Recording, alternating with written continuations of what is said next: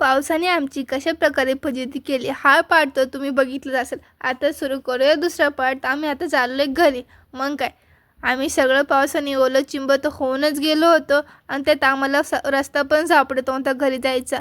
आणि मेन रोडच्या आम्ही खूप आतमध्ये आलो होतो, त्याच्यामुळे आता पाऊल वाटेनेच जाणे पॉसिबल होतं.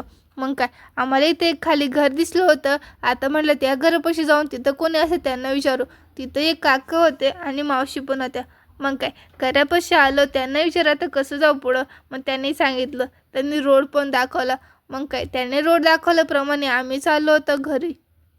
आणि पुढे येऊन बघतोय तर हा भला मोठा काटा दिसला.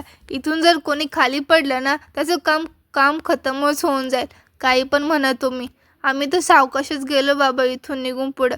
आणि पुढं हे कोणाचं वावर होतं, त्यात त्यांनी काहीतरी पेरलं होतं, ते सगळं तोडून आम्ही निघून गेलो होतो. पुढे जरा आलो खाली उतरून, जरा बरं वाटलं. आणि हा कुत्रा तर आमचं असं भुकत होता ना, तसं त्याला काही केलंय आम्ही. नंतर या पाण्याने परत शेवाळच केलं. शेवटी चपला हातात घेऊन चालायला लागलं. मग काय, घेतलं चपला काढून आणि गेले त्या साईडला. पुढे येऊन हे भाताची वावरामध्ये आता भात लावायला पाणी साचलंय, पण रोप अजून तयारच नाही आमच्या इकडे. चाललंय, आलो आम्ही घरी. भेटूया पुन्हा.